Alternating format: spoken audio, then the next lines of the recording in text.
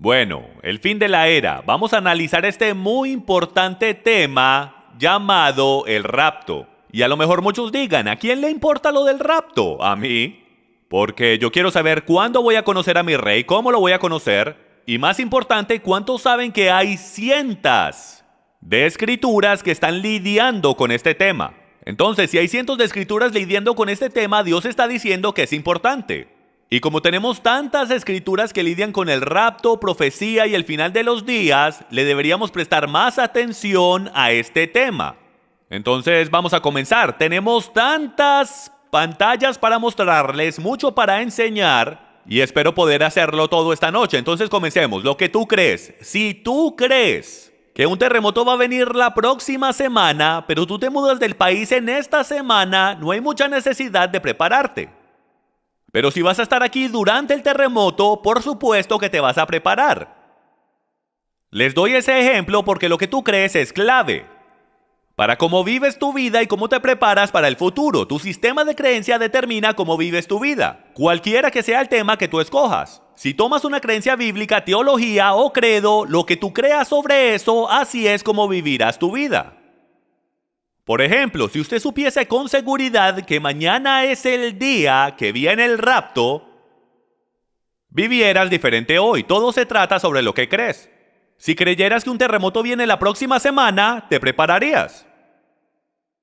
Ahora, ¿por qué es que importa? ¿Por qué nos debería importar lo del rapto? Aquí está el porqué. Número 1, porque la gente vive la vida como la cree. Y número 2, porque debemos manejar con precisión la palabra de verdad. No tenemos el derecho escrituralmente de ser parciales con las escrituras y decir, ese es un tema que en verdad no importa. No tenemos ese derecho, debemos entender lo que él escribió. Segunda de Timoteo 2:15. Escuchen, el decir que no importa es el tomar una actitud arrogante hacia el más importante acontecimiento futuro mencionado en la Biblia. El regreso del Mesías. Esta próxima cita los va a sorprender. Hice un poco de calculaciones, pues me encanta hacer eso. Y descubrí que la segunda venida del Mesías se menciona más de 300 veces en los 260 capítulos del Nuevo Testamento. Eso es uno de cada 25 versos. Miren la cantidad de veces que se hace referencia a la segunda venida. Este es un tema importante. Y mientras vamos a través de este mensaje el día de hoy, usted podrá ver el por qué la teología del rapto, la cual es tan predominante en círculos cristianos hoy, que si la entendemos mal, radicalmente va a impactar no solo nuestra escatología, sino que también afectará nuestra teología en otros temas que estén relacionados. Usted podrá ver cómo el enemigo ha sido tan astuto en este tema, y el cómo él nos ha podido engañar con todas sus tácticas. Ahora voy a comenzar diciendo que yo reservo el derecho de estar equivocado. ¿Ok? Entonces esto es lo que yo creo, lo que yo he sacado de las escrituras, basado en el lenguaje original, la cultura y el contexto. Y esto lo he determinado de escritos históricos, extrabíblicos y bíblicos. Entonces vamos a comenzar. Viene un terremoto. Entonces aquí tenemos 4 posiciones que puedes tomar si viene un terremoto. Número 1, no estaré aquí en lo absoluto. No estaré aquí. Número 2, estaré aquí solo por la mitad. ¿Ok? Número 3, estaré aquí por más de la mitad. Y número 4, estaré aquí durante el terremoto entero. Durante el terremoto entero. Entonces, esas son básicamente las 4 diferentes categorías del rapto si puedo. Número 1. Número 1 tenemos pretribulación, media tribulación, preira y tenemos postribulación. Y vamos a hablar de las 4 el día de hoy. Si usted viera las señales de un terremoto o un volcán a punto de estallar, donde usted crea que usted va a estar cuando eso ocurra, hará toda la diferencia del mundo. Si usted supiera que un volcán va a estallar donde usted está, hace toda la diferencia del mundo, ¿ok? Entonces nosotros queremos saber qué, dónde, cómo, cuándo y por qué. Y es importante. Si tu casa, y tú eres el templo del Espíritu Santo, si tu casa está sentada en el borde de un precipicio y viene un terremoto y tú no sabes que tu casa va a terminar en el fondo de ese precipicio, Te puedo asegurar que eso va a ser un gran problema para ti, para tu familia y para cómo tú vives tu vida. No hay nada más frustrante. Si no me cree, pregúntele a los que estuvieron en Katrina. ¿Hay alguno de ustedes que estuvo en Luisiana cuando Katrina ocurrió? ¿No? Cuando ese huracán llegó, literalmente, fue algo que nunca habían visto en los Estados Unidos. Y mucha gente murió, y los que no murieron fueron tomados desprevenidos. Nosotros no queremos igual. Entonces, esta noche vamos a hablar de las 4 mayores posiciones. Pretribulación, que dice yo no estaré aquí para el terremoto. Media tribulación, que dice estaré aquí solo para la primera mitad del terremoto, los temblores.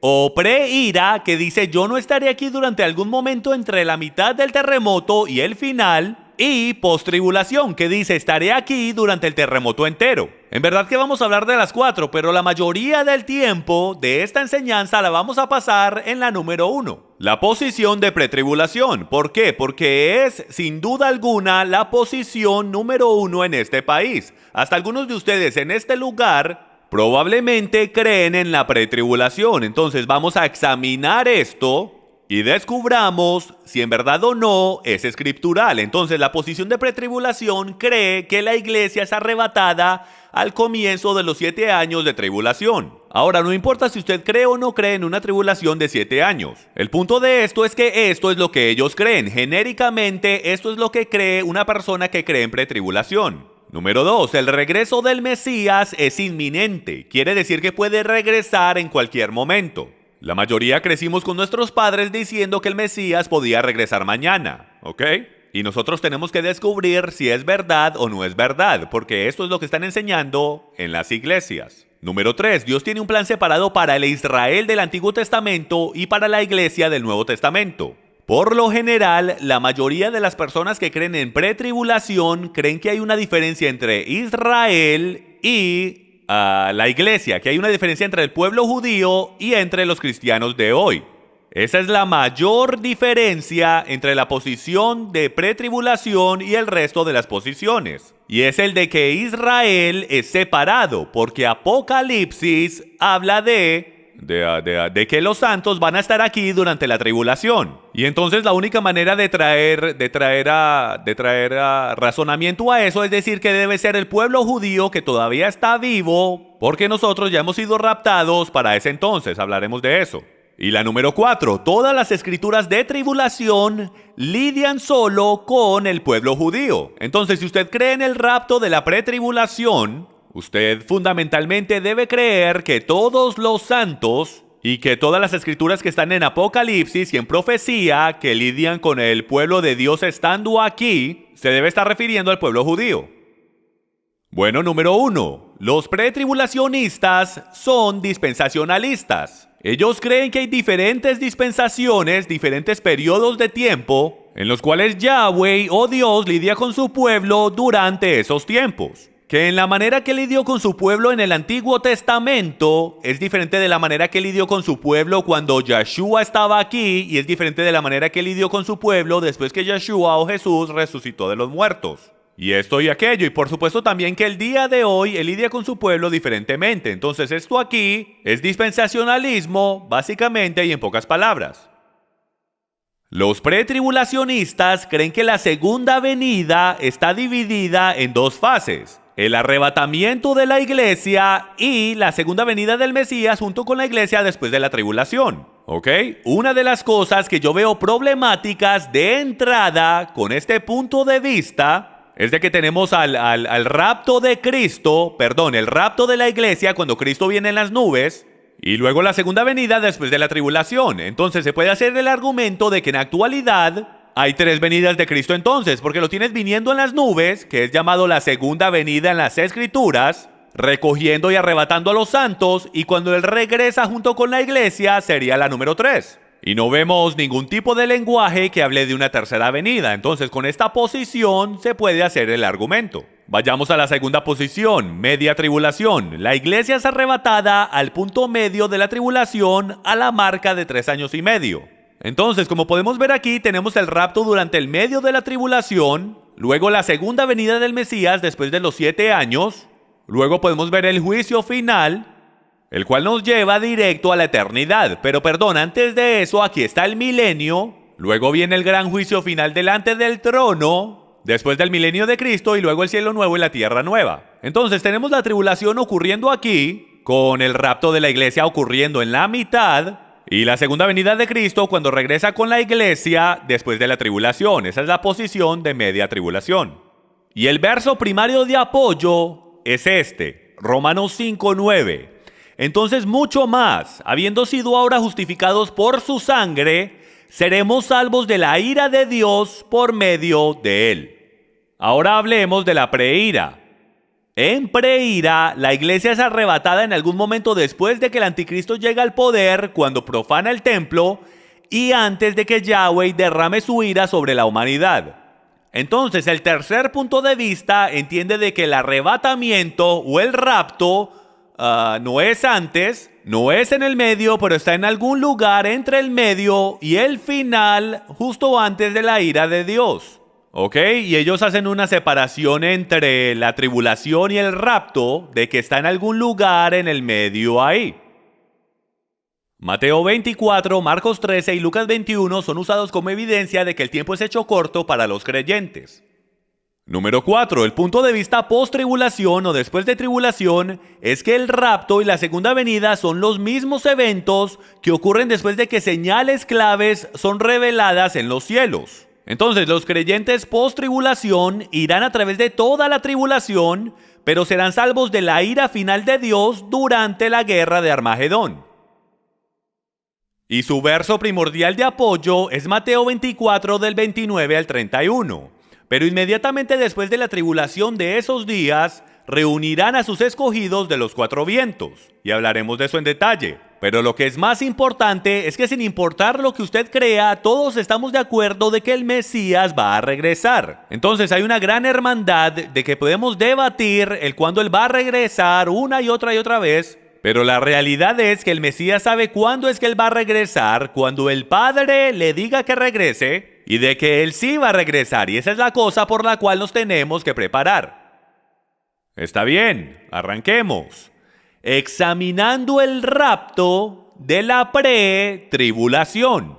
Escrituras de apoyo, Apocalipsis 3:10. Porque has guardado la palabra de mi perseverancia, yo también te guardaré de la hora de tentación. Esa hora que está por venir sobre todo el mundo para poner a prueba a los que habitan sobre la tierra. Este es uno de los versículos más populares para apoyar la idea de que hay un rapto de pre-tribulación. Y es porque en el versículo dice, yo te guardaré de la hora de tentación. Ahora, lo que yo le sugiero a las personas es lo siguiente. Si usamos esta escritura en particular, las únicas personas que usan esta escritura en particular son las personas que ya creen en un rapto de pretribulación.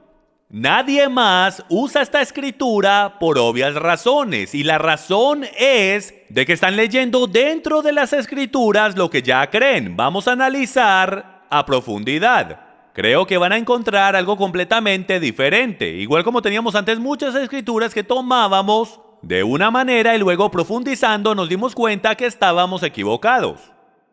Analicemos en contexto. Primero que todo, hay 7 iglesias en Apocalipsis capítulo 3. ¿Cómo es que solamente escogemos una de las iglesias?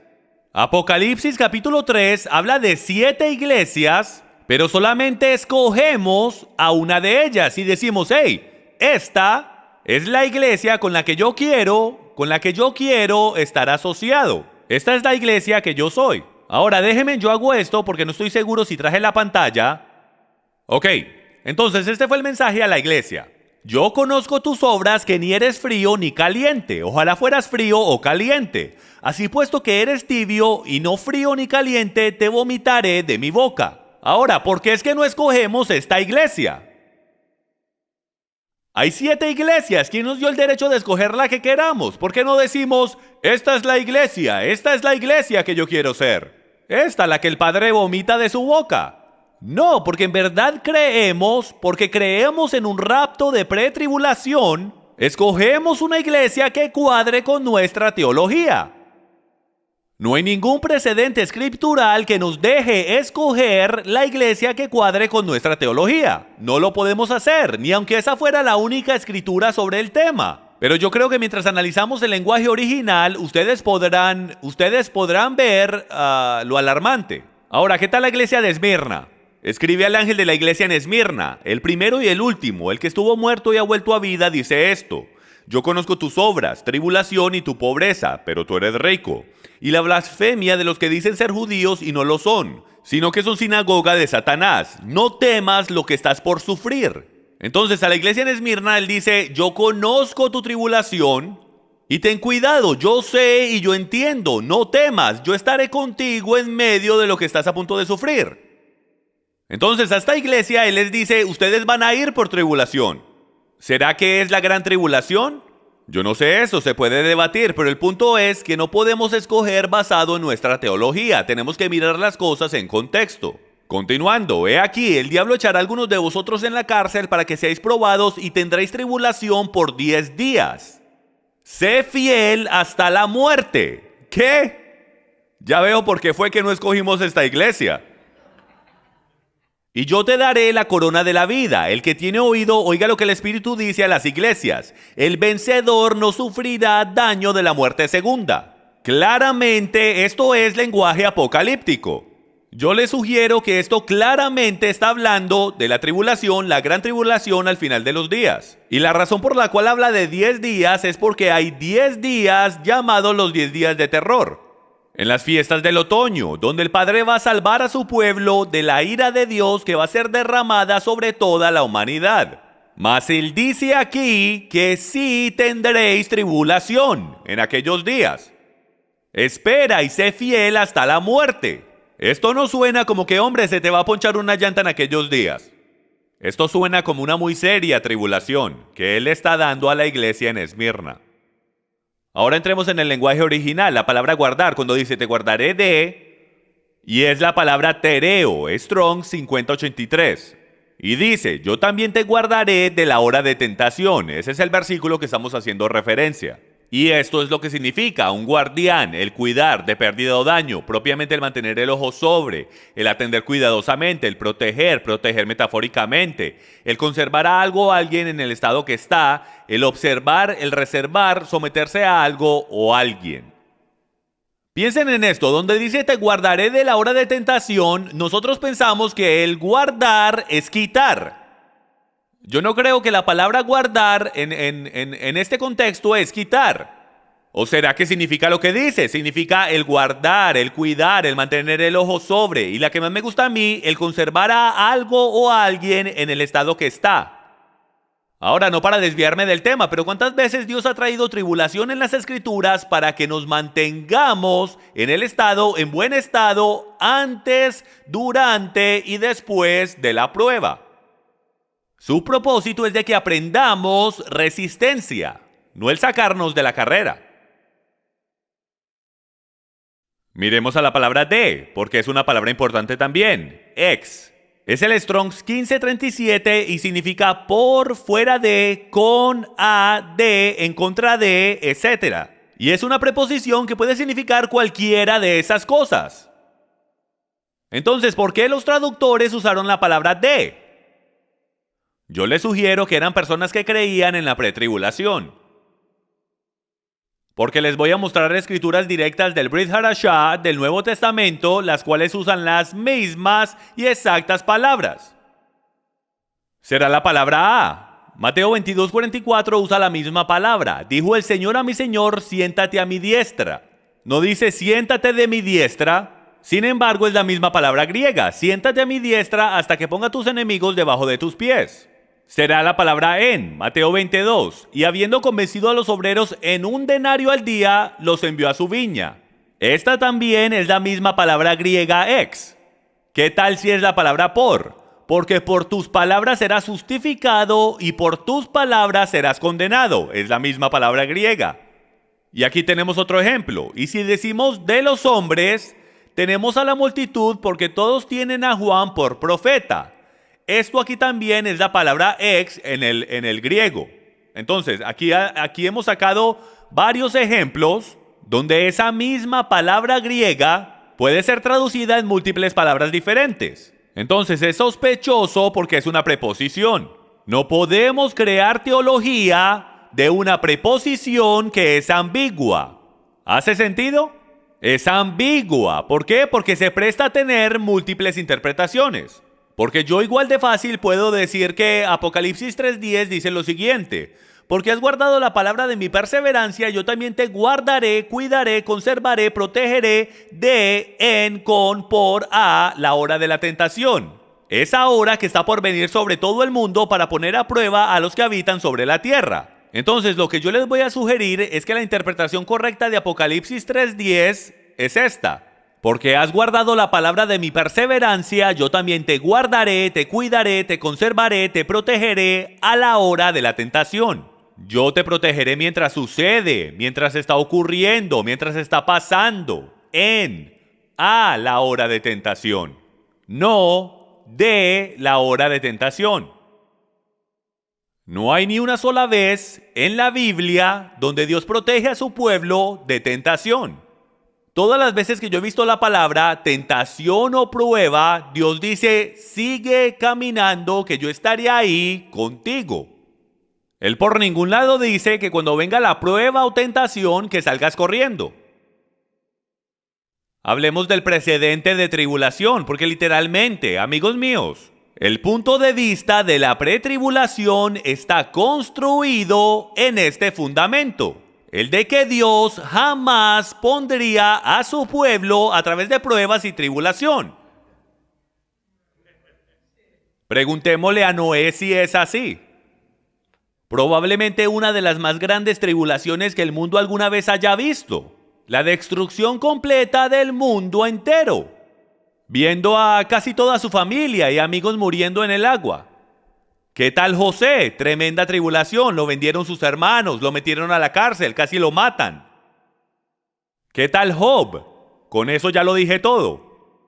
Moisés y los israelitas, 40 años en el desierto. Sus sandalias no se gastaron, pero pasaron hambre y se quejaron, porque había mucho calor, tenían sed, querían agua. La mayoría consideraríamos eso infierno en la tierra. Si en verdad nos tocara, si no estuviéramos en nuestra casa con el aire acondicionado, diríamos que es la gran tribulación, con los veranos que tenemos aquí. Moisés y los israelitas son un buen ejemplo.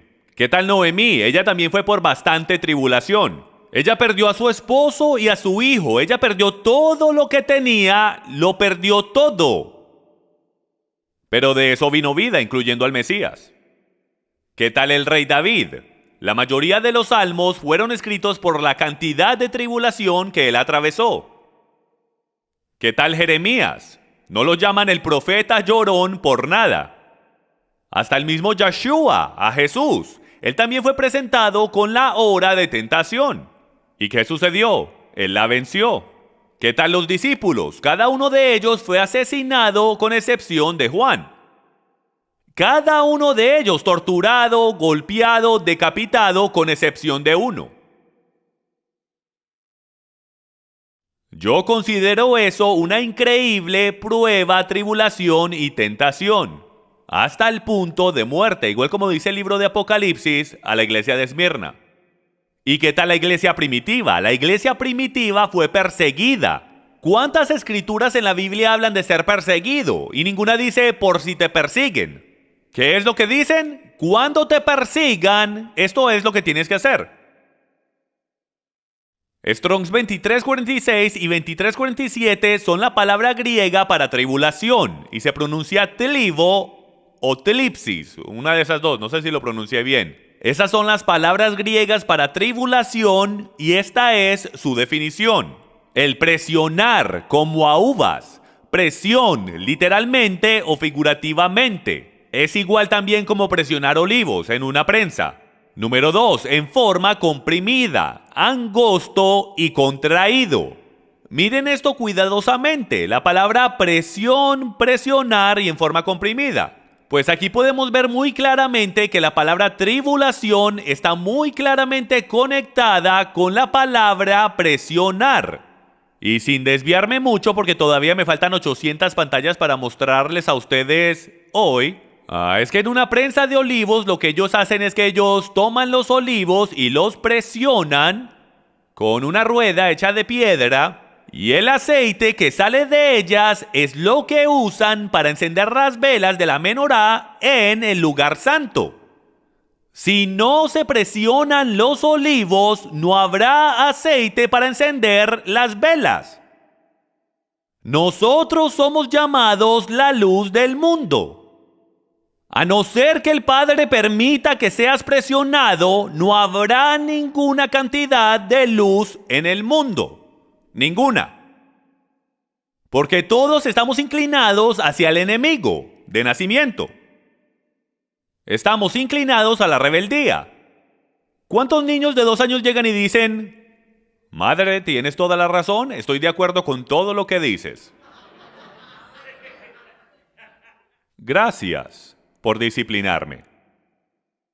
Y sí, estoy listo para ir a dormir. No en mi casa. Mi niña pequeña sabe hasta la hora de cuando es tiempo de ir a dormir. Si yo la miro cuando cae el sol, ella inmediatamente dice: no cama, Abba, no cama. Y sale corriendo, ¿ok? Así somos nosotros. Miramos al Padre y decimos: no, Abba, no tribulación. Y salimos corriendo. No hay diferencia. Ahora miremos esto. Tlivo. Metafóricamente significa en aflicción, angustia o persecución. Mateo 7:14 dice lo siguiente: porque estrecha es la puerta y angosta la senda que lleva a la vida, y pocos son los que la hallan. Todos hemos escuchado esto. Ahora lo increíble es esto. Vayamos ahora al griego y descubramos lo que es la palabra angosta. Les sorprendería descubrir que es la misma palabra tlivo. Aparentemente todos estaban esperando eso, ¿verdad? Esta fue la sección que hizo todo el tiempo. ¿Están prestando atención? Entonces leámoslo, como debería ser, porque estrecha es la puerta y tribulación es la senda que lleva a la vida, y pocos son los que la hallan. O más bien dicho, pocos son los que la anhelan. No me lo estoy inventando, esto es lo que su Biblia dice. Decimos, ancha es la senda, ¿y qué es lo contrario a tribulación? Sin tribulación. Pretrib. Primera de Corintios 10:13 dice: y fiel es Dios, que no permitirá que vosotros seáis tentados más allá de lo que podéis soportar, sino que con la tentación proveerá también la vía de escape, a fin de que podáis resistirla. Todo gira alrededor de esto. Santiago 1:12. Bienaventurado el hombre que persevera bajo la tentación, porque una vez que ha sido aprobado recibirá la corona de la vida que el Señor le ha prometido a los que le aman. Romanos 12:12. Gozosos en la esperanza, perseverando en la tribulación, constantes en la oración. Juan 16:33 dice: estas cosas os he hablado para que en mí tengáis paz.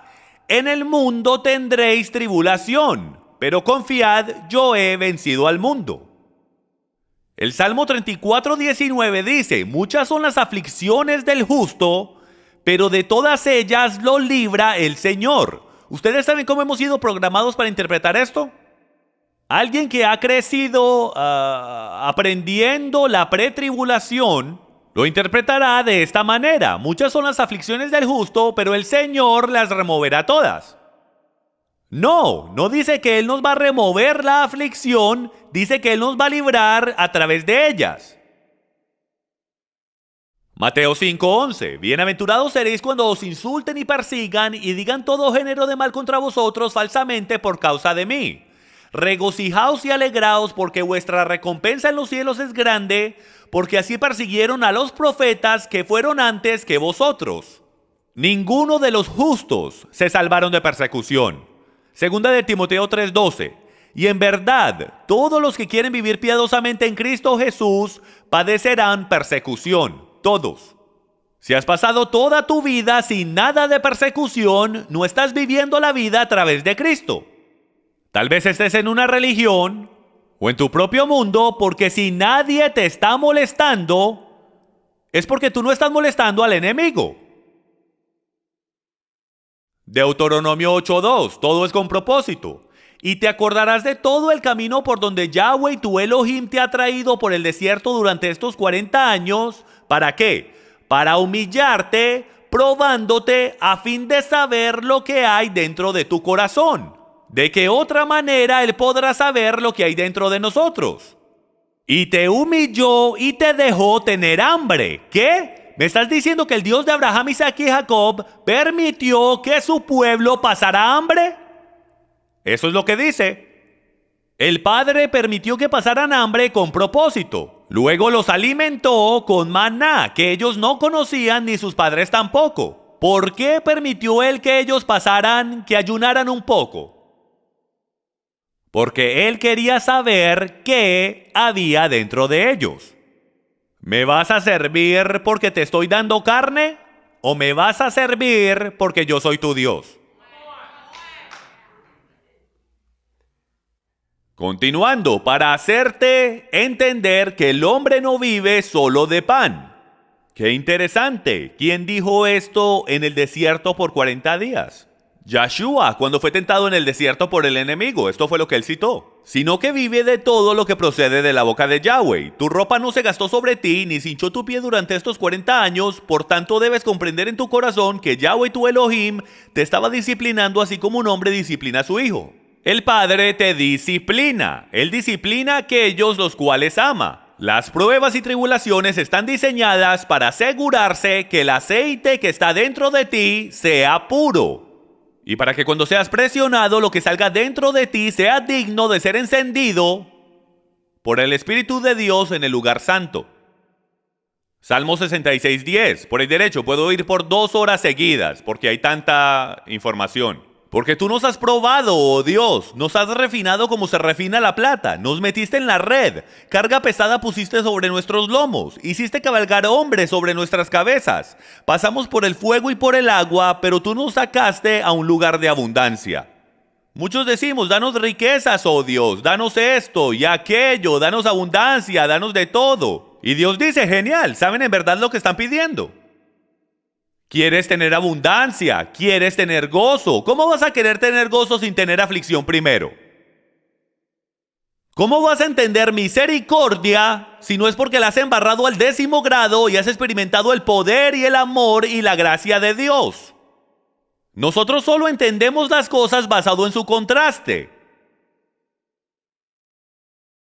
Primera de Pedro 4:16. Pero si alguno sufre como cristiano, que no se avergüence, sino que como tal glorifique a Dios.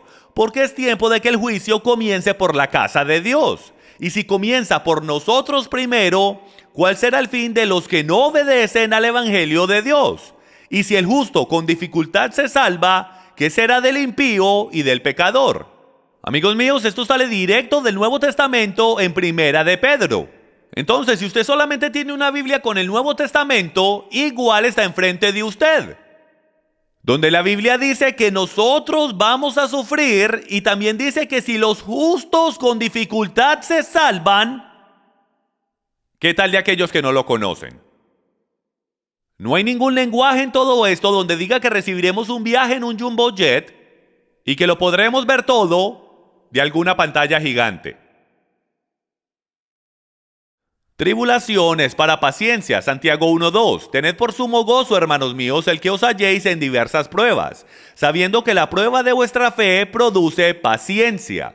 El punto de vista de pretribulación nos hace creer que ya estamos perfeccionados, que ya somos pacientes, que ya somos una novia la cual está preparada para que regrese su novio, que ya no hay mancha, que ya no hay arruga, que no hay necesidad de que nos pongan por más pruebas para perfeccionarnos. Es arrogancia al creer que ya estamos listos.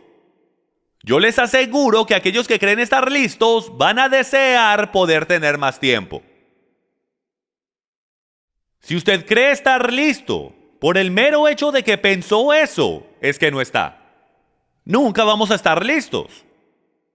Si usted ama a Dios con todo su corazón, alma, mente y fuerza y quiere cumplir su misión, usted rogaría por más tiempo.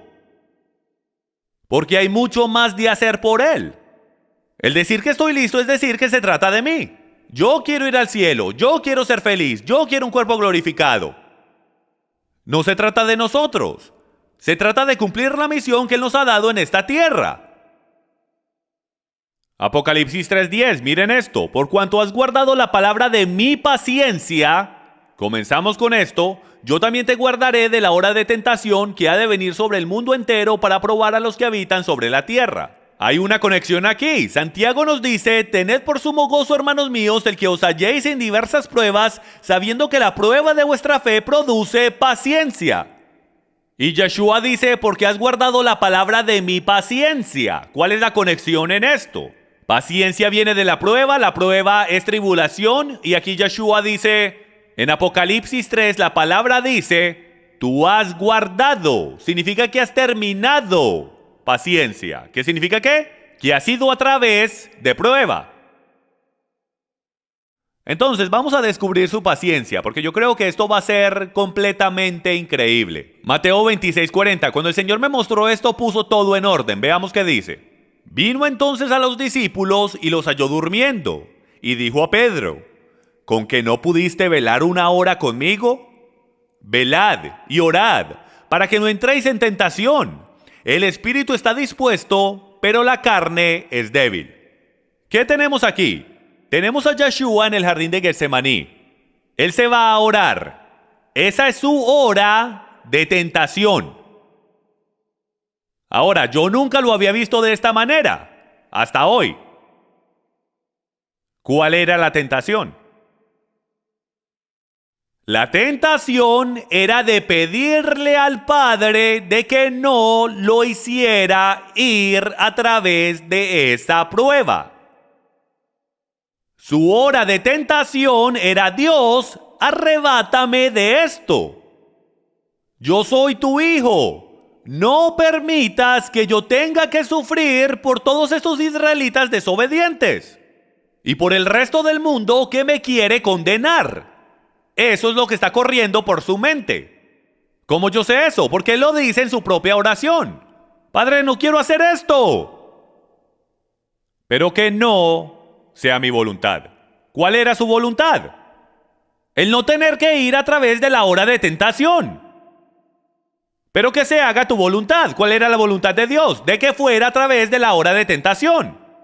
Porque eso traerá algo que no tienes todavía, hijo mío. Porque mientras que yo te lleve por esta hora de tentación y difícil que va a ser, yo te presionaré más que a cualquier hombre que alguna vez haya vivido, y tanto es, con todo hombre que haya vivido y con todo su pecado. Y lo que saldrá de ti será más nada que muerte. Pero 3 días después, yo te traeré a vida, y el mundo entero se regocijará de que tú no decidiste rendirte durante la hora de tentación. Ahora conectemos esto, porque si regresas a esa escritura, ¿qué es lo que vas a descubrir? Antes de continuar, lo que descubres es esto, de que cuando dice lo de la hora de tentación, en Apocalipsis 3:10, volvamos rápido, por cuanto has guardado la palabra de mi paciencia, yo también te guardaré de la hora de tentación. ¿Qué es lo que Él está haciendo? Él está haciendo una conexión directa a su hora de tentación.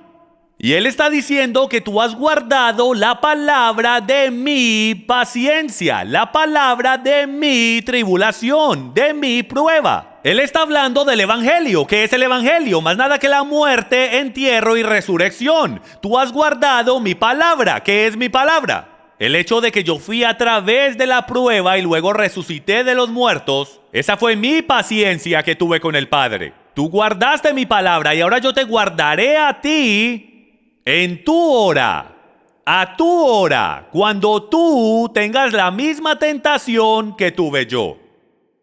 Yo la tuve. Y lo hice como ejemplo el cumplir mi misión, pues yo no dejé pasar la copa. Y yo estaré ahí contigo para guardarte cuando la hora de tentación toque tu puerta. Eso es lo que dice esa escritura.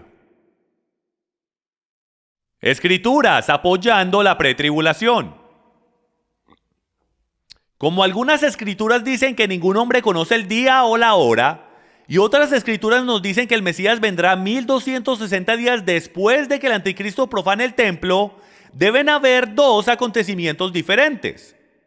Entonces, una persona que cree en pretribulación cree que nadie conoce el día o la hora. De ahí viene el retorno inminente del Mesías, y hablaremos de eso. Descubriremos si eso es verdad o no es verdad. Y luego hay otra escritura que dice que él vendrá 1260 días después del anticristo. Y como no hay manera de reconciliar eso, y también porque leyeron dentro de las escrituras lo que ya creían, entonces tienen que sacar de las escrituras que hay dos eventos, en vez de tratar de resolver los dos en el contexto que es dado. No hay contradicción, vamos a leerlo. Mateo 24, pero de aquel día y hora nadie sabe, ni siquiera los ángeles del cielo ni el Hijo, sino solo el Padre. Porque como en los días de Noé, así será a la venida del Hijo del Hombre.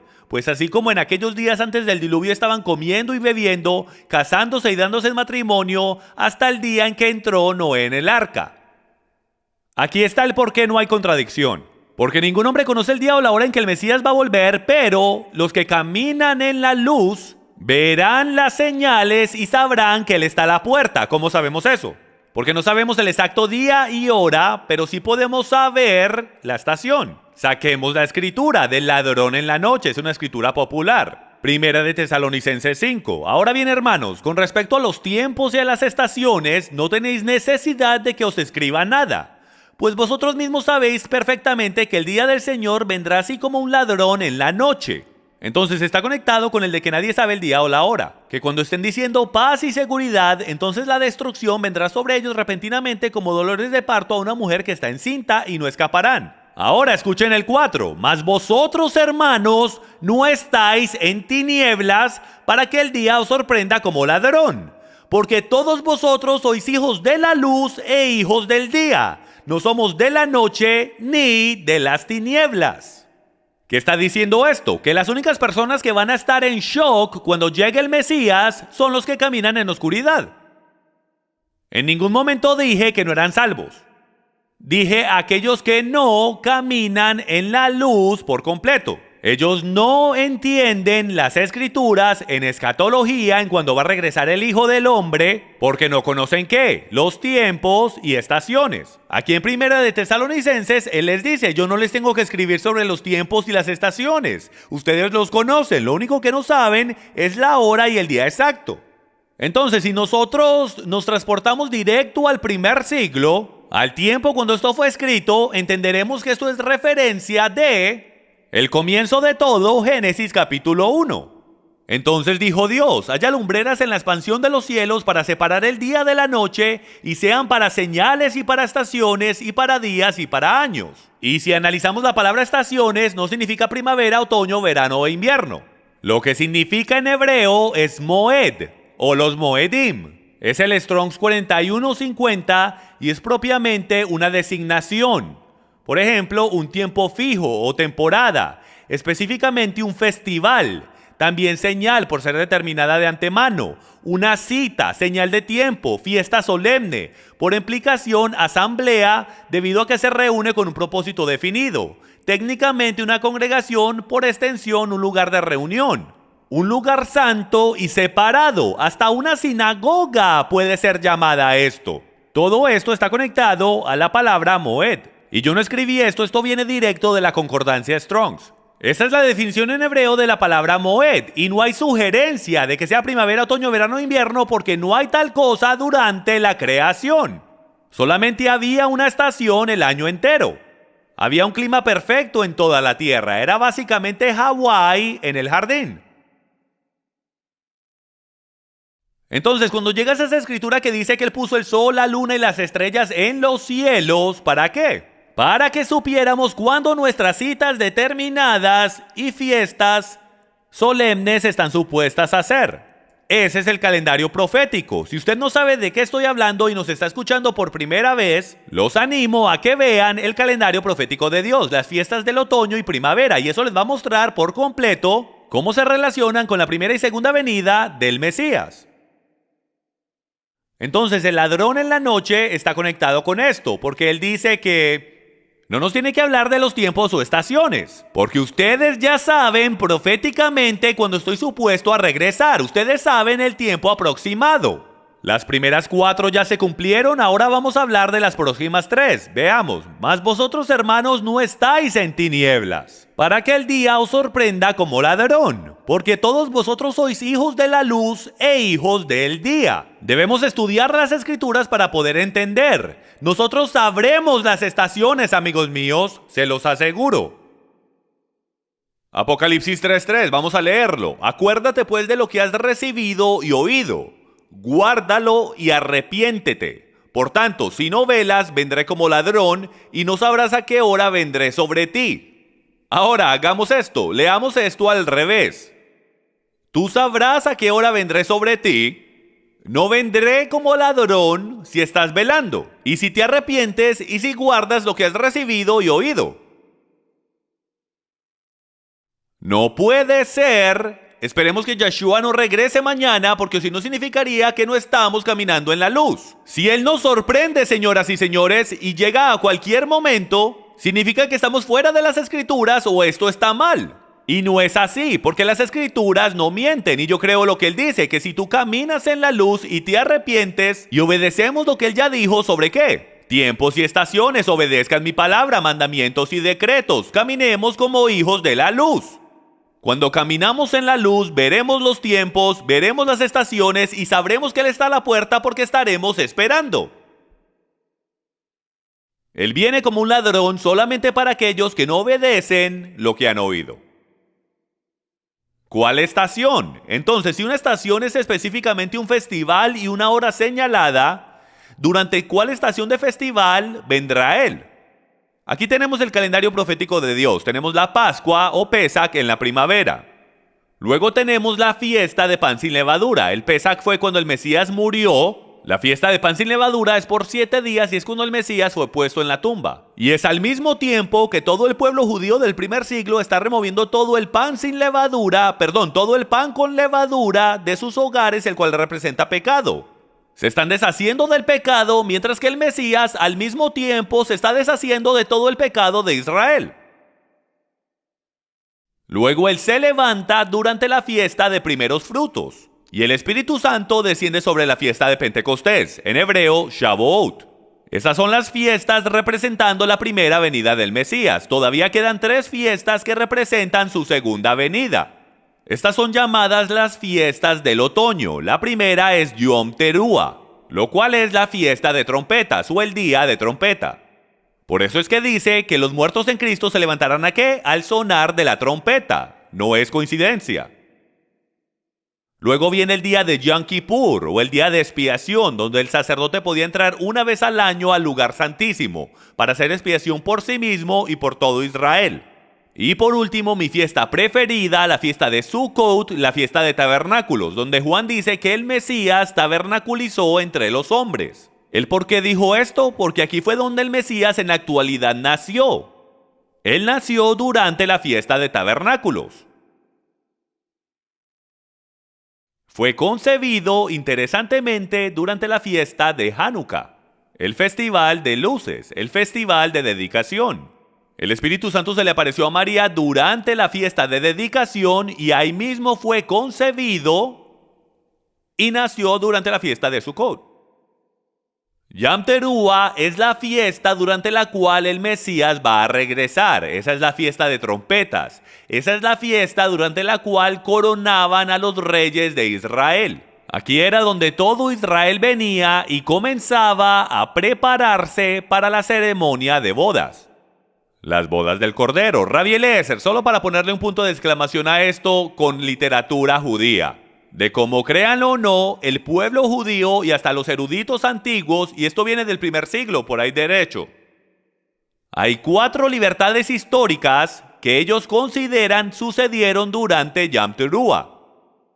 Divinamente decretado que las por mucho tiempo estériles Sara, Raquel y Hannah darían luz a niños. No tengo tiempo de entrar en eso, pero es muy profético. Que los hijos de Raquel, ¿qué está haciendo ella? Llorando por sus hijos. ¿Recuerdan eso? Porque sus hijos ya no están. Cuando el Mesías regrese, va a traer vida que hubo antes. José fue liberado de la prisión. Ellos consideran que José fue liberado de la prisión durante la fiesta de Yom Teruah. Los israelitas en Egipto fueron liberados de su trabajo como esclavos y la que no se ha cumplido es que la redención final de nuestro pueblo se llevará a cabo. El pueblo judío cree esto, que es durante Yom Teruah que la redención final de su pueblo se llevará a cabo. La redención final del pueblo de Dios sucederá cuando el Mesías regrese, estoy de acuerdo. Y el Talmud dice, la resurrección de los muertos se llevará a cabo en Rosh Hashanah. Ellos creen que la resurrección de los muertos va a ocurrir durante esta fiesta. ¿Será coincidencia? ¿Lo están sacando del aire? ¿O será que sus eruditos hacen su tarea? ¿Y será que el Antiguo Testamento, porque ellos no están estudiando el Nuevo?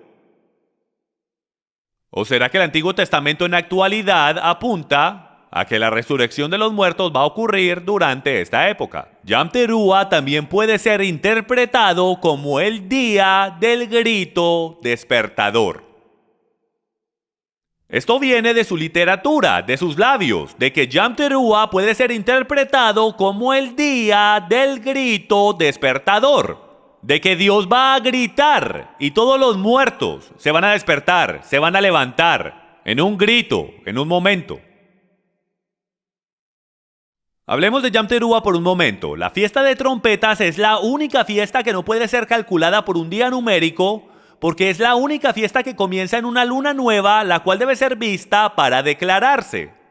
Entonces es ambiguo. Sabemos que comienza en Tishrei 1, en luna nueva, pero como la astilla de la luna tiene que ser vista para comprobar lo que ya sucedió, no hay manera de saber el día exacto. La fiesta es desde la luna nueva, la luna oscura, hasta la astilla. La astilla dice, sí, Yom Teruah ya ocurrió. Por esto es que en actualidad en Israel hoy hay una fiesta de 2 días, porque no están seguros exactamente en qué día es. Nadie puede saber el día o la hora, pero sobre los tiempos y estaciones, hermanos, ya no les tengo que escribir. Es la fiesta a la cual se le hace referencia en el judaísmo antiguo como la fiesta oculta. La fiesta oculta, increíble. Primera de Tesalonicenses dice, pues el Señor mismo descenderá del cielo con voz de mando, con voz de arcángel y con la trompeta de Dios, y los muertos en Cristo se levantarán primero. Esta es una escritura popular que habla del rapto, pero yo les sugiero a ustedes que está conectada con el shofar, que está conectada con la trompeta de Dios, la fiesta de Yom Teruah, el soplar de la trompeta. Y por el derecho, Yom Teruah es la única fiesta en la Biblia que no entendemos, que no sabemos para qué la guardamos. Simplemente dice que es el tiempo de soplar las trompetas. Y en la actualidad puede ser traducido como el día de sonar el gran grito. Y hubieron momentos en Israel donde todos se reunieron y la fiesta de Yom Teruah era todas las voces de ellos juntas, clamándole al Señor, usándose ellos mismos como si fuesen un shofar viviente, dejando que el Espíritu Santo, el viento, en hebreo eso es ruach, el soplo de Dios, sonará a través de sus shofares hacia las 4 esquinas del mundo. Y una vez fue tan fuerte que hasta la tierra tembló por lo fuerte de sus voces. Solo con personas. Imagínense cuando billones y billones de ángeles vengan con sus shofares y hagan eso al mismo tiempo. La tierra en verdad que va a temblar de su inclinación axial, diría yo.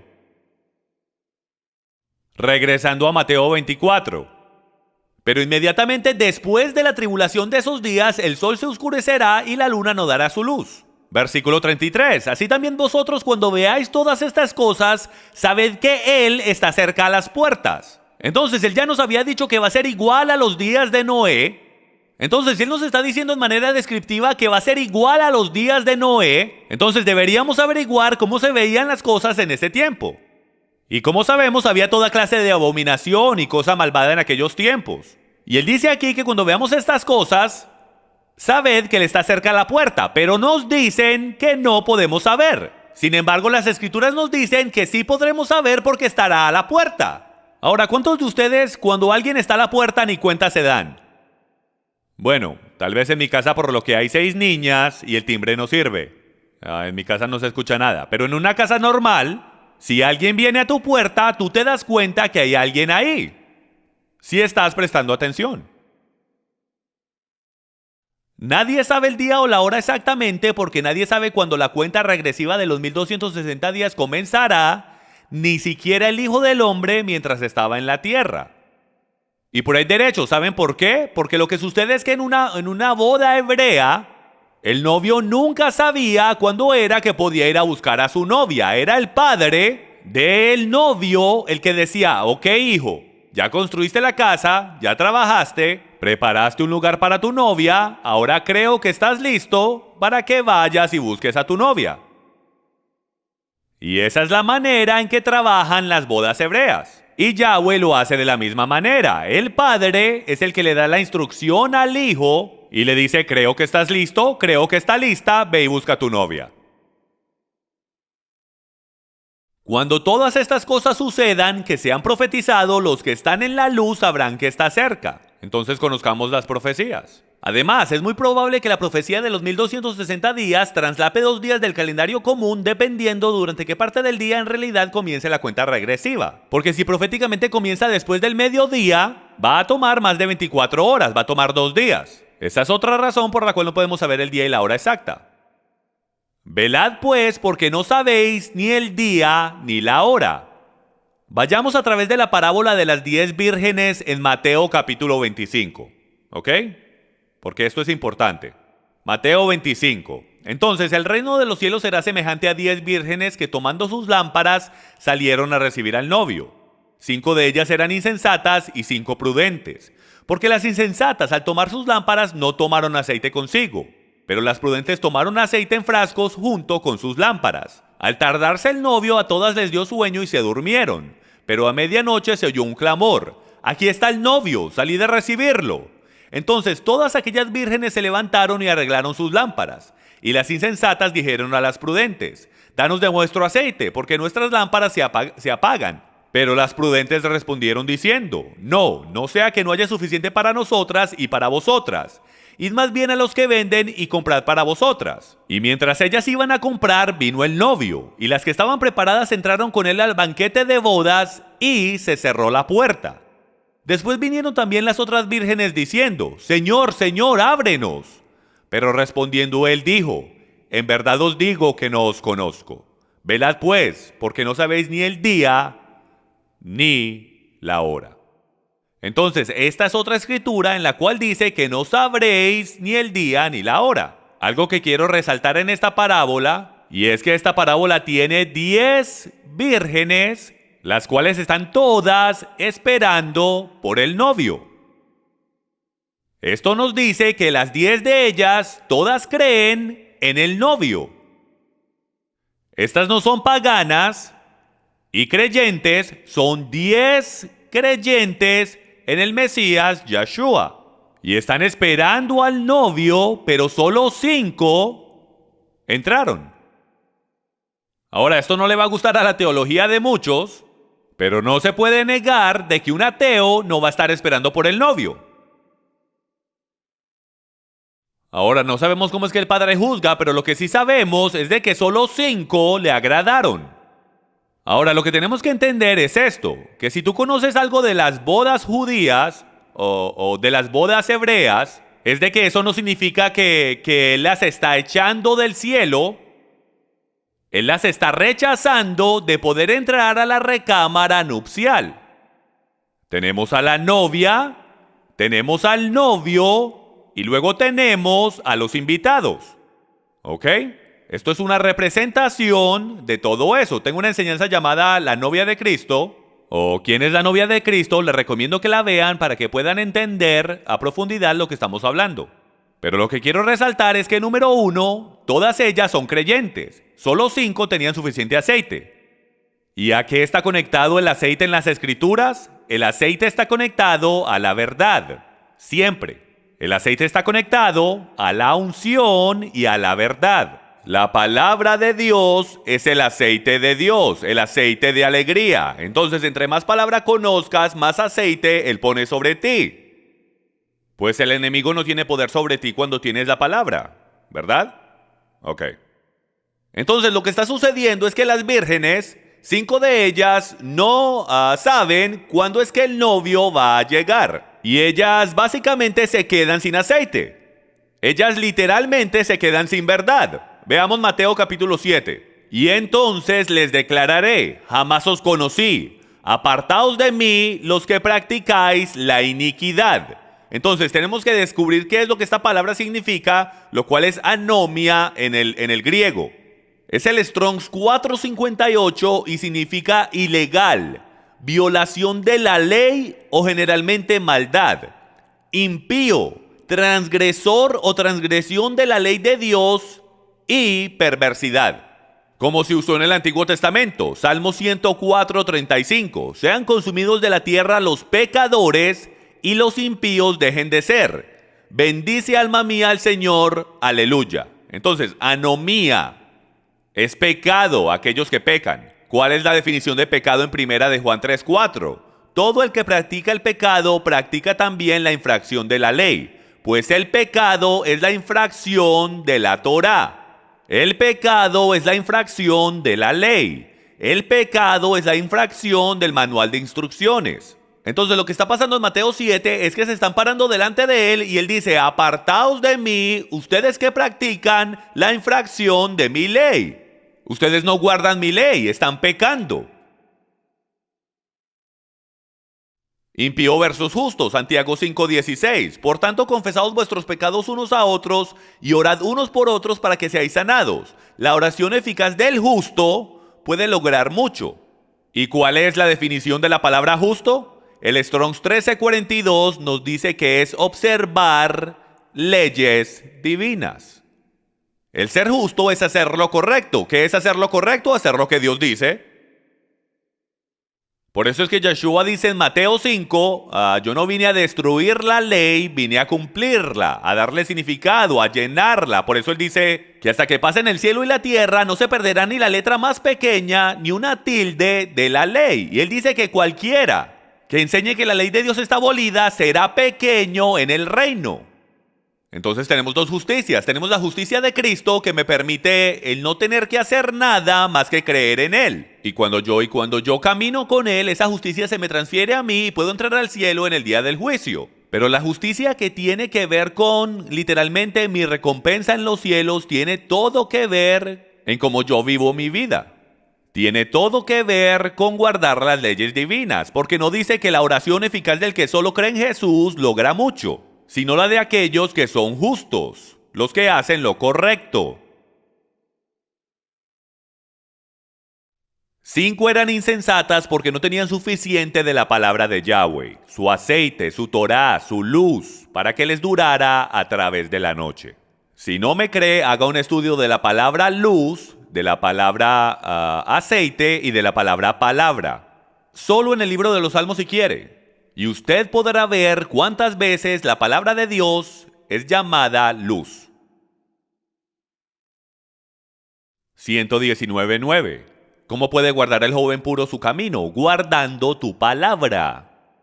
En el 11 dice, mi corazón he atesorado tu palabra para no pecar contra ti. Y en el 10 él dice, no dejes que me desvíe de tus mandamientos. Porque el desviarse de los mandamientos es desviarse de la luz. Porque la luz, la Biblia dice que son los mandamientos que te guían como un GPS a la dirección que tienes que ir. Los israelitas cuando salieron de Egipto, ¿qué sucedió? Estuvieron dando vueltas en el desierto por 40 años por desobedecer a Dios. Si desobedeces los mandamientos de Dios, te quedas sin dirección. 5 fueron sabias o justas porque tenían suficiente de su palabra y la guardaban. Conocían la palabra de Dios. Estaban preparadas, conocían a su novio y estaban listas. Estas son las conclusiones de esta historia. Ellas conocían la estación de su venida, él vino en medio de la noche, 5 caminaban en la luz y 5 caminaban en oscuridad, y la historia gira en torno a la obediencia. Debían estar preparadas. Más escrituras apoyando la pretribulación. Segunda de Tesalonicenses 2:4, el cual se opone y se exalta sobre todo lo que se llama Dios o es objeto de culto, de manera que se sienta en el templo de Dios presentándose como si fuera Dios. ¿No os acordáis que cuando yo estaba todavía con vosotros os decía esto? Él les está hablando de que va a haber un profanamiento del templo, ¿ok? Y vosotros sabéis lo que lo detiene por ahora, para ser revelado a su debido tiempo. Porque el misterio de la iniquidad, el misterio de la no Torá, eso es lo que significa, ya está en acción. Solo que aquel que por ahora lo detiene, lo hará hasta que él mismo sea quitado de en medio. Esta es una escritura que usan para decir, miren, aquí está, el Espíritu Santo va a ser quitado del medio cuando el hijo de perdición o el anticristo venga. El Espíritu Santo va a ser quitado del medio. Y si el Espíritu Santo es quitado del medio y el Espíritu vive dentro de mí, ya ven la lógica, significa que no estamos aquí. El problema es que no significa eso. El texto en actualidad dice que la restricción es quitada del medio. No es el Espíritu Santo, no es Él el que es quitado del medio. Lo que está sucediendo es que el Espíritu Santo lo está sosteniendo. Y cuando el Espíritu Santo se quite del medio, cuando el policía se quita, el preso sale. No significa que el policía es quitado de la tierra. ¿Ven la diferencia? El Espíritu Santo es removido de ser la restricción. No dice en ningún lado en las Escrituras que el Espíritu Santo es removido de la tierra. Dice que Él es quitado del medio, porque Él está en el medio del enemigo. El permitir que el hombre de perdición venga no es lo mismo al Espíritu Santo ser removido de la tierra. Y Daniel capítulo 10 es un gran ejemplo. Daniel estaba orando y Gabriel fue enviado y Daniel ni siquiera sabía hasta 21 días después que Gabriel aparece y dice, hombre, qué pena, me enviaron inmediatamente que empezaste a orar, pero estuve restringido por el príncipe de Persia. Y no fue hasta que Miguel vino, le dio una paliza, y así pude venir a ayudarte. Agradezcámosle a Miguel, porque Gabriel estaba solo en contra de los príncipes de Persia. Fue restricción. Primera de Corintios 6:19 dice que nosotros somos el templo del Espíritu Santo, y todos estamos de acuerdo con eso. Y si hay santos en el Señor en la gran tribulación, entonces el Espíritu Santo todavía está aquí. Cuando habla de los santos en el libro de Apocalipsis, puedes ver a los santos en el libro de Apocalipsis en la tribulación, por el mero hecho de que hay santos y somos el templo del Espíritu Santo, el Espíritu Santo está aquí. Ahora, lo que muchos dicen es que esos no son cristianos. Hablaremos de eso más adelante. Romanos 5:9. Entonces, mucho más habiendo sido ahora justificados por su sangre, seremos salvos de la ira de Dios por medio de él. Esta es otra escritura para apoyar de que seremos salvos de ira. De lo cual yo personalmente estoy completamente de acuerdo. Pero ira y tribulación son completamente diferentes. Ira es completamente diferente a disciplina y pruebas. Es igual como yo siendo un padre. Yo puedo disciplinar a mis hijas, pero yo jamás descargaría mi ira con ellas. Hay una diferencia. Ambos en el griego y en el hebreo, la palabra ira significa castigo o sentencia, específicamente en el día del juicio. Eso es lo que esa palabra significa en ambos el griego y en el hebreo. No significa tribulación, significa juicio. Significa específicamente el día de juicio. O el día del Señor. Vamos a ver el día del Señor en Ezequiel 33. Porque cerca está el día, sí, está cerca el día del Señor, día de nublado, la hora del castigo de las naciones. Joel 2:31, el sol se convertirá en tinieblas y la luna en sangre, antes que venga el grande y terrible día del Señor. Entonces algo sucede en el grande y terrible día del Señor. Ese es el momento de la ira, ese es el momento en el tiempo en que la ira de Dios será derramada sobre las naciones. Y dice esto en 2 de Tesalonicenses.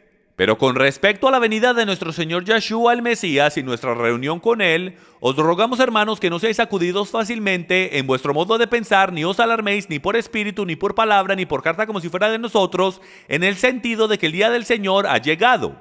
Que nadie os engañe en ninguna manera, porque no vendrá sin que primero venga la apostasía y sea revelado el hombre de pecado, el hijo de perdición. Entonces aquí nos está diciendo y nos está dando una línea de tiempo de que la segunda venida del Mesías no puede ocurrir hasta que el hombre de pecado o el anticristo sea revelado. hasta que venga la apostasía y sea revelado el hombre de pecado. Esto es problemático para una persona de pretribulación porque esto nos está dando información de que esto no sucede hasta más allá de la mitad. Entonces, ¿cuándo sucede? El capítulo 9 de Daniel no lo dice. Y él confirmará un pacto firme con muchos por un 7, pero a la mitad del 7, y esos son años, pondrá fin al sacrificio y a la ofrenda. Y sobre el ala del templo él pondrá una abominación que causa desolación, hasta que la destrucción que ha sido decretada para él sea derramada. Entonces, esta escritura es usada para hablar de los últimos 7 años de la tierra. Y como a la mitad de eso, a la mitad del 7, el anticristo pone un ídolo en el templo y causa una desolación, la cual es llamada la abominación de desolación, la cual está conectada con 2 de Tesalonicenses 2, versículo 3, diciendo que ese día no vendrá, hablando de la segunda venida del Mesías, hasta que este momento ocurra. Y ese momento está en Daniel capítulo 9. Esto claramente nos dice que el regreso del Mesías por su novia no puede ocurrir hasta por lo menos la mitad de los últimos 7 años. Pero la posición número 1 de pretribulación es la siguiente. Es esta declaración. Dios trata a Israel diferentemente de cómo trata a la iglesia del Nuevo Testamento, y todos los pasajes que aparentan hablar de los santos yendo a través de tribulación se refieren al pueblo judío.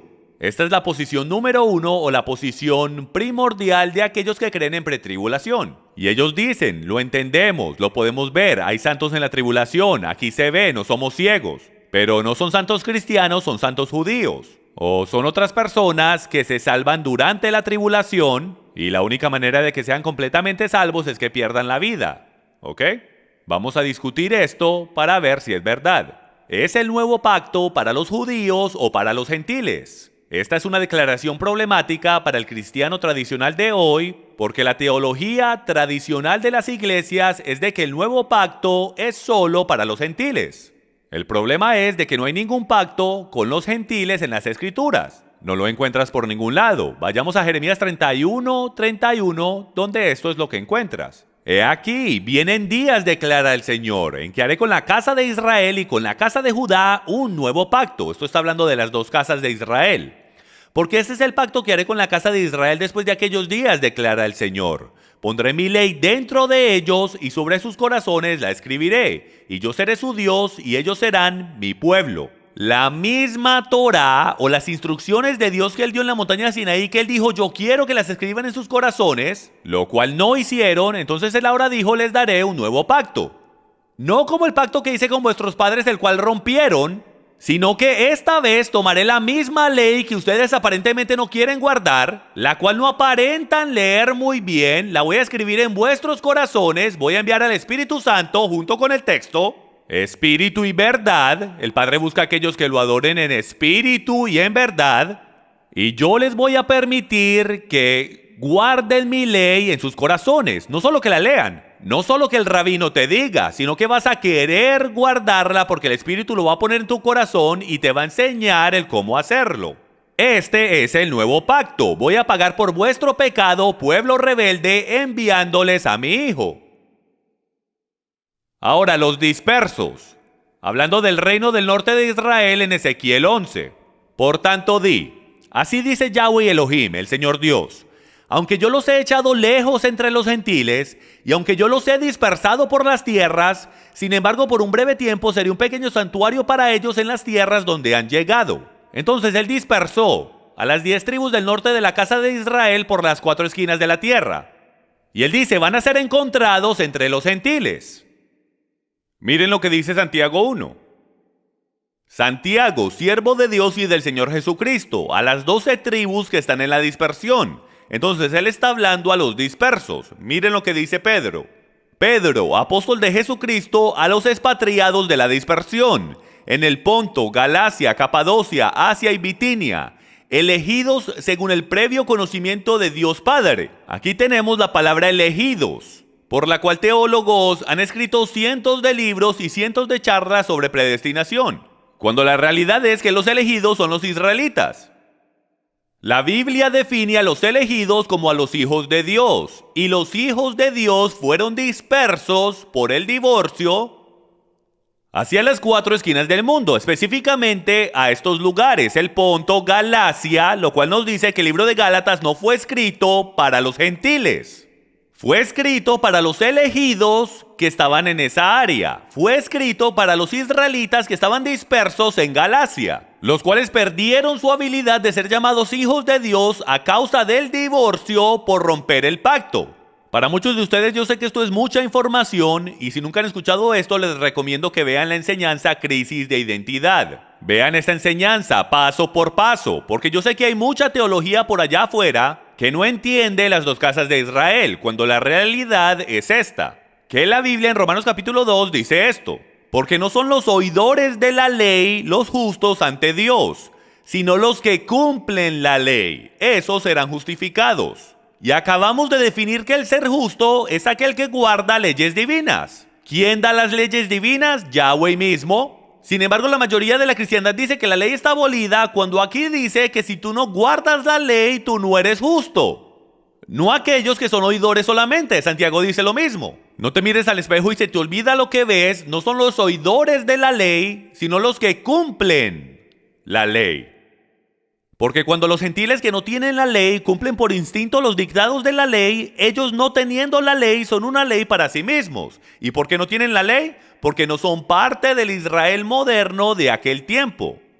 Ni siquiera sabían, pero cuando aceptaron a Yeshua, el Espíritu Santo puso la Torah en sus corazones y les trajo convicción. Y entre más leían, más hacían. Y en la actualidad se justificaron, si hay tal cosa. Se estaban haciendo más justos que los judíos de la tierra en aquel día que tenían la Torá, porque estaban cumpliendo la Torá de corazón, ya que muestran la obra de la Torá escrita en sus corazones. Ahora, tomando todo eso en contexto, que los israelitas están dispersos entre los gentiles y que están empezando a regresar hacia el pacto de Dios. Por eso dice, porque este es el pacto que haré con la casa de Israel después de aquellos días, declara el Señor. Pondré mi ley dentro de ellos y sobre sus corazones la escribiré. Y yo seré su Dios y ellos serán mi pueblo. Mi Biblia dice en Deuteronomio que solamente hay una ley para ambos, el nativo y el extranjero. No existen dos leyes. O eres pueblo de Dios o no eres pueblo de Dios.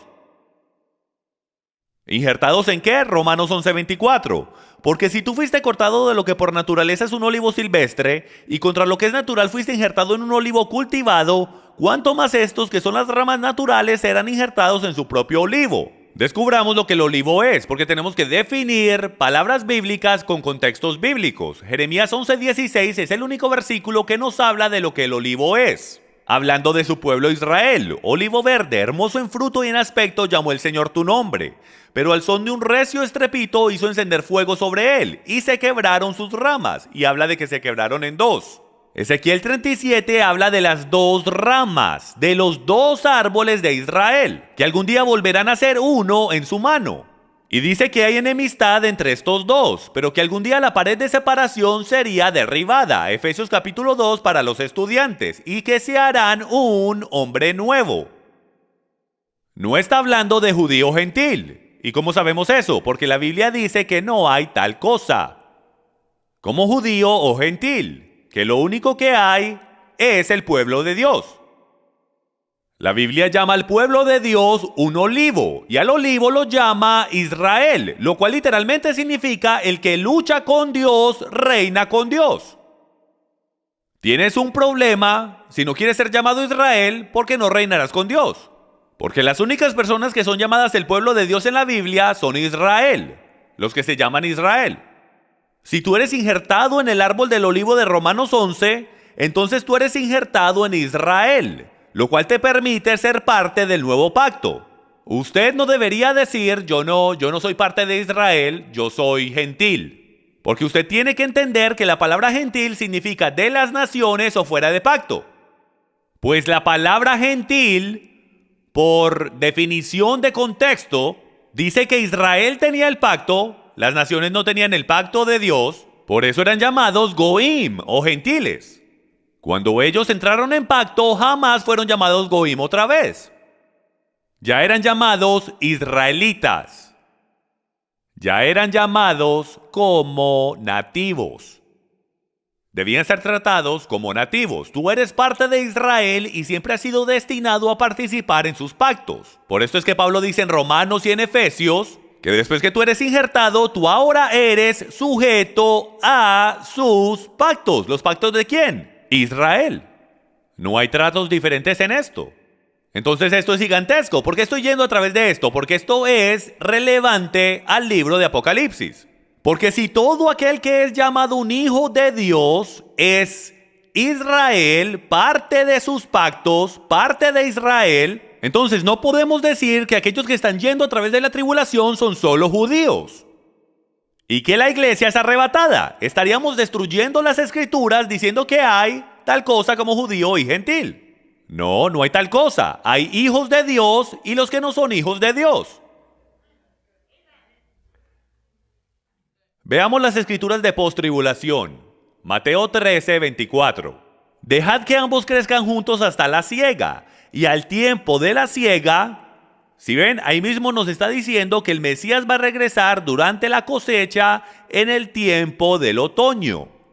Al tiempo de la siega diré a los segadores, recoged primero la cizaña y atadla en manojos para quemarla, pero el trigo recogedlo en mi granero.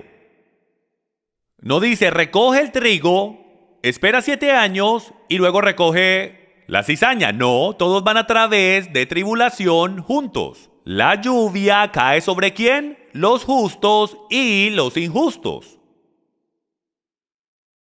Mateo 24, 29.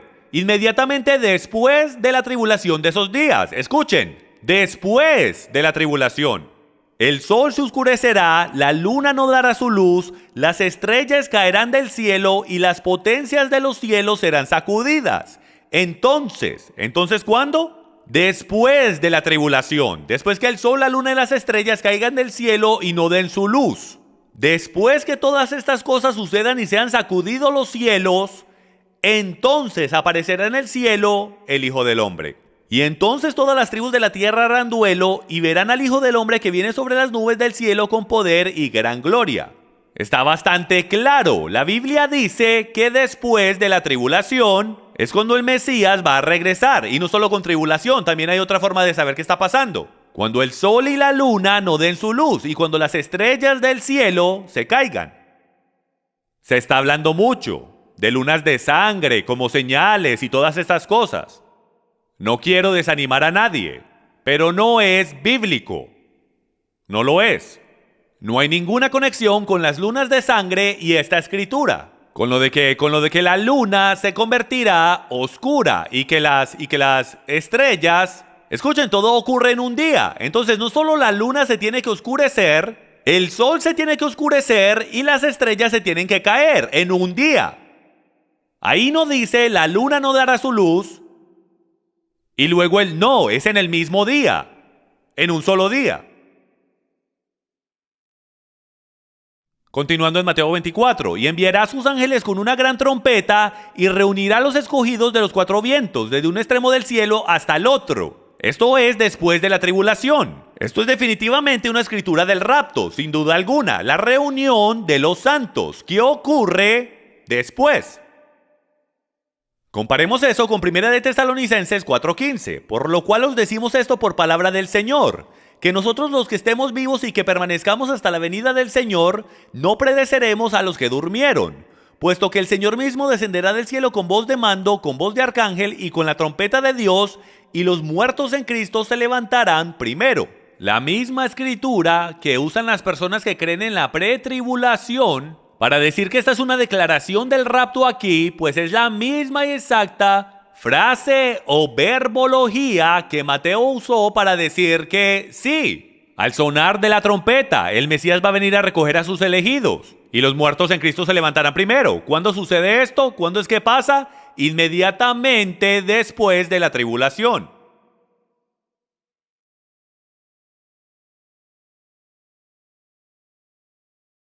Continuemos. Los que estemos vivos y permanezcamos seremos arrebatados juntamente con ellos en las nubes al encuentro del Señor en el aire. Y así estaremos con el Señor siempre, por tanto confortados unos a otros con estas palabras. Me encanta lo que dice Mr. Spock. Escuchen, voy a terminar con lo que dice Mr. Spock. Y él dice, una vez eliminado lo imposible, lo que queda, por improbable que pueda ser, debe ser la verdad. Y yo les sugiero a ustedes que en este tiempo que hemos pasado juntos, hemos eliminado la posibilidad de un rapto de pretribulación donde estaríamos como en vacaciones, donde no hay oportunidad para crecer, no hay oportunidad para madurar, donde no hay oportunidad para que el Espíritu Santo haga su trabajo, tome a la novia y la limpie y la purifique de todas las cosas que la están ensuciando. Es claro en las Escrituras de que la Biblia dice de que Yeshua el Mesías, Jesús el Cristo, vendrá después de la tribulación a buscar a su novia. Esta es la razón por la cual esto es tan crítico e importante. Si nosotros creemos que el Mesías va a regresar antes de la gran tribulación, entonces eso nos dice por mero hecho de que no entendemos las fiestas, los tiempos designados, las estaciones y tiempos, no las cumplimos, no guardamos sus mandamientos, no somos justos, de todo lo que hemos estado hablando, caminando en tinieblas. ¿Cuántas escrituras? Nos da miedo de la tribulación, que nosotros somos tan inmaduros que no reconocemos el increíble poder y oportunidad que Dios nos da para crecer en Él a través de tribulación. Entonces estamos supuestos a creer que desde Génesis hasta el principio de Apocalipsis estamos supuestos a considerarlo puro gozo cuando tengamos pruebas de toda clase, que Dios está con nosotros, que tenemos gozo, que estamos llenos, que estamos maduros, que estamos tamim, maduros, completos, que no nos falta nada en tribulación. Pero luego durante la gran tribulación, donde tenemos la mayor posibilidad de crecer, ¿no estaremos nosotros en eso? ¿Nos salvamos de eso? Como si esa fuese la intención de Dios, el salvarnos de sentir dolor. Les sorprendería aprender que por algo más de 1850 años, la doctrina de pretribulación ni siquiera existía. Ni siquiera se había considerado hasta mitad del siglo XVIII. Y es por esto, porque no está ahí. Por esto es que todo teólogo académico que profundiza en las Escrituras con el lenguaje original, sin parcialidad, solo puede llegar a la conclusión de que Jesús el Cristo vendrá después de la tribulación, pues la gran tribulación está diseñada y designada para nuestro beneficio. Él no dice, te voy a remover de la hora de tentación. Él dice, yo te voy a dejar hacer lo que yo hice. Yo estaré contigo durante la prueba y tribulación. Y no te entregues a la tentación pidiéndole al Padre que te remueva la copa. Estamos supuestos a ser como el Mesías, amigos míos. Estamos supuestos a ser como Él en todo sentido. Somos pequeños Cristos, como lo define la palabra cristianos. Siervo y esclavo de Cristo, en el sufijo griego y latín. Siervo de Cristo, una pequeña representación de nuestro Mesías. Estamos supuestos a ser su representación en este mundo terrenal. Entonces, ¿queremos vivir como Él, pero no queremos morir como Él? Estamos supuestos a vivir por Él y si hacemos eso, Él nos dará una vida llena de maripositas y arcoíris y nos librará de todo problema. ¡No! Estamos supuestos a ir por tribulación para que nos madure en nuestra fe. ¿Estoy yo anhelando el día de la gran tribulación? Por supuesto que sí. Aunque suene ilógico, yo sé que va a ser difícil, que a lo mejor hasta muera. Pues para mí, el vivir es Cristo y el morir es ganancia. El temerle a la muerte es el no saber lo que está al otro lado. Levantémonos a orar, por favor. No tengamos miedo, hermanos míos. Todo viene del Padre.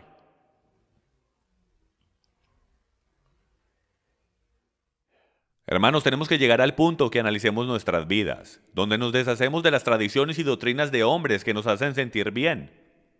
La Biblia no está escrita solo sobre nosotros, es sobre Él y el cómo regresar a Él. Esta teología es gigantesca. ¿Por qué? Porque el enemigo por los últimos 150 años se ha infiltrado dentro de la iglesia cristiana con tal engaño, y por el derecho, los que le hicieron popular no fueron los teólogos, fue el autor de un libro que hizo una colección de videos y una película.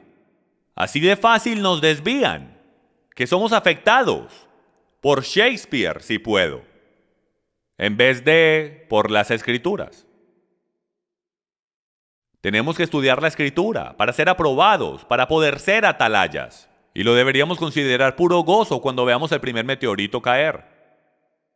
Y hasta el que Él nos considere dignos. Porque si nuestro Rey nos deja ir a través de tribulación, ¿qué es lo que está diciendo? Yo sé que lo puedes lograr. Yo sé que soportarás. Yo creo en ti. Y en ti, hijo mío, estoy complacido. Y estaré contigo. ¿Hasta cuándo dice la Escritura? Hasta el fin. Abba, te agradecemos tanto por tu palabra. Gracias te damos por lo grande de tu palabra, por la santidad de tu palabra. Padre, yo te doy gracias porque estás llamando a tu pueblo. Porque nos das gran oportunidad de conocerte esta noche. Te pido que por favor limpies nuestras mentes por completo de las tradiciones y doctrinas de hombres y enséñanos a vivir por ti. Y si es necesario, ser los primeros en levantar nuestras manos para morir por ti. Padre, yo quiero escuchar el sonido de esa trompeta, no por mi bien, sino por tu nombre, para que tu nombre sea levantado y glorificado en esta tierra. En el nombre de Yeshua, amén.